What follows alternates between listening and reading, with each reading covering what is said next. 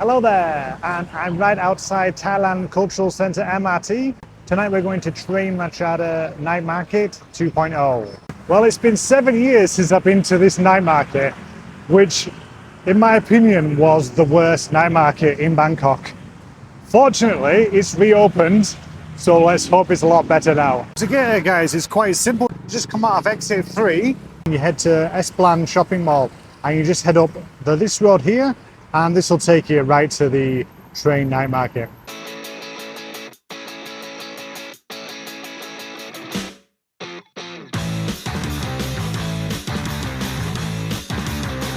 Now, before I start, I'll tell you why I thought this was the worst night market in Bangkok. And the reason was, this whole area, which is now like the entrance just behind me here, it used to attract massive tour groups. This was the night market for tour groups. So sometimes you'd come here to the entrance and there would be 5 or 6 tour groups with maybe like 20 to 30 people in each of the groups. So can you imagine? I mean, those of you who've been to night markets before, you know like how busy they are. And just imagine walking around the small little lanes with like 20 or 30 people in tow. It was just absolutely awful. And also, the groups were like Chinese tour groups, and I've obviously nothing against Chinese people. I lived there for 3 years and I loved it, and I've many Chinese friends. A lot of love for China. But what happened as a result of this, they kind of adapted the whole night market to cater to like Chinese tourists. So what you'd find is you'd have like 10 stores selling just durian, and all the food was like aimed towards Chinese. But after COVID, everything changed. It stopped lots of the Chinese tourism and it basically killed the market. So they shut down. They reopened a couple of years ago, and now they've rebranded again recently. Exciting to check this one out because it has a lot of potential to be a good night market. But yeah, just before, I don't know if anyone who's been around in Thailand for a while, if you went here before, what do you think of it? For me, I would never ever go back here. Now I'm here at 5 o'clock. And it opens at 5, so it looks pretty quiet at the moment. A lot of people just setting up. Right, so as you come in, you've got this line of tables, which is good. I'm always complaining about night markets not having adequate seating. It's very quiet at the moment. I'm assuming they're just going to be opening in the next hour or something like that.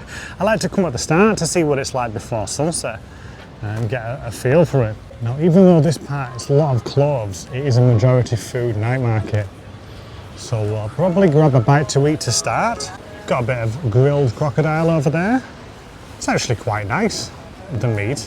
Now on the left hand side as you come in, they've got a number of like kind of restaurant bars on here where they've got like tons of seating. The rest of it is just like the benches, and on the other side it's the stalls too. I'm actually just looking for a place to grab a small bite to eat, and then I'm going to have a beer, I think. Now I absolutely didn't expect this. This is called Father Beer, and look at the selection of beers they've got here.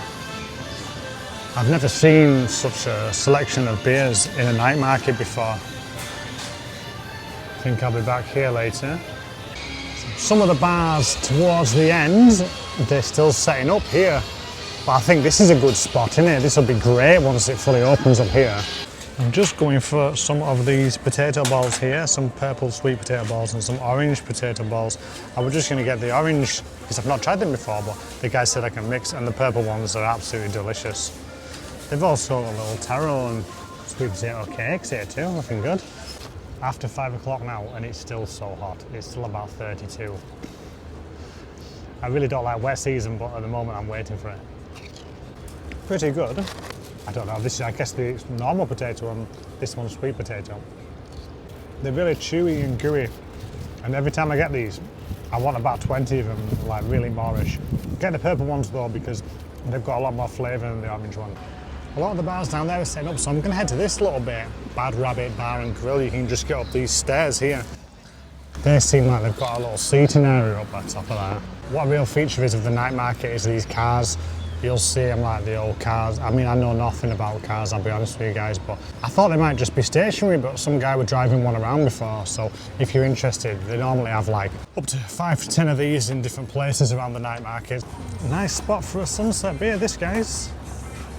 What I really like at night about this place is because you've got all the different coloured tents, the lights inside, it looks beautiful in the evening. And if you go into one of these rooftops here, you'll get a nice vantage point of the market. Absolutely beautiful. Well, these guys are like me thinking, oh, it's 5 o'clock, it's open. Not that I'm complaining too much, it's a very nice spot for a beer here. Cheers, guys. It's just coming up to 6 o'clock, guys, and you can see how quiet it still is. So I would definitely advise make it a late one here. It's open to 1 o'clock in the morning, so I would be coming here at like 7 or 8. I won't bother before then. It's literally that quiet. I'm going to have a second beer. Cheers.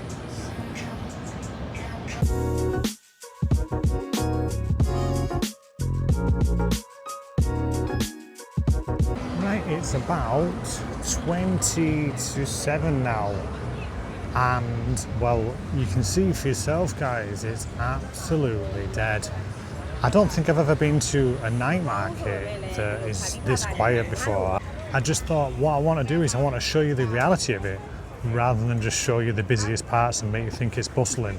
So I'm just stopping at this place here, Real Buff, just because they've got buffalo, and I can't say I've ever tried it before, but I just had one of the tasters and it was delicious.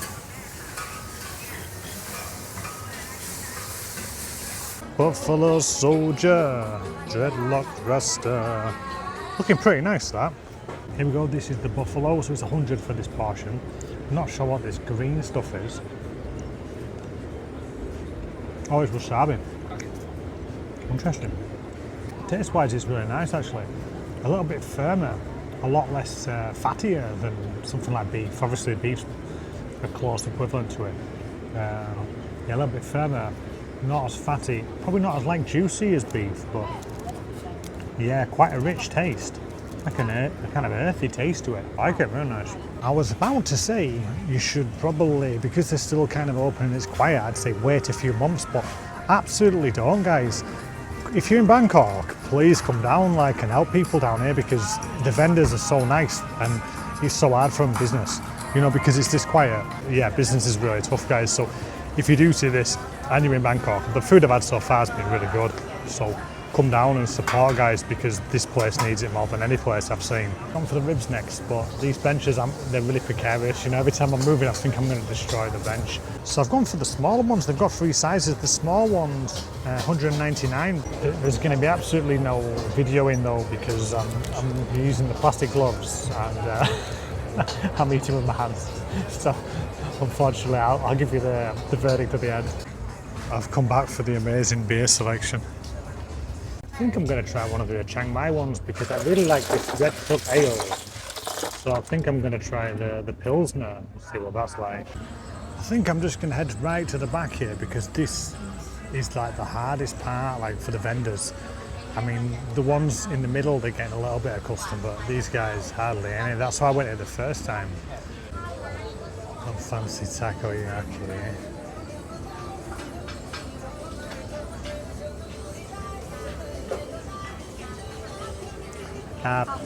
Hello, Cap. Hindi Cap. I think I'm going to go for some sausages. Just going for one of the chicken skewers here. Of course, some sausages. Can't resist. So here we go. Chiang Mai Pink River Pilsner. Pretty good. A little bit of a taste of lemon in there. Honey too. Yeah, nice beer that. 200, which is like very, very pricey for these bars.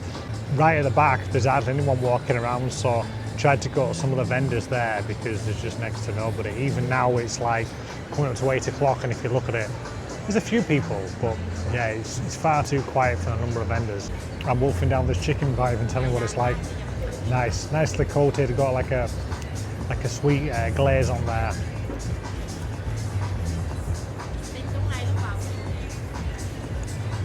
Yeah, very good. As for these, they did no introduction on the channel, guys. Absolutely delicious. Okay, guys, so I am full and I am heading back now.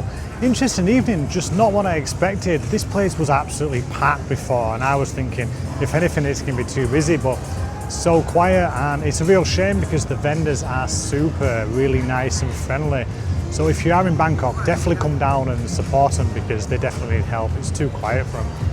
and it's such a shame, and it's so strange as well. And I think the big problem is next to Jod fairs, and all the tourists, they go to Jod fairs and they miss this place. But if you want a more authentic night market, this is 100 times better than Jod fairs.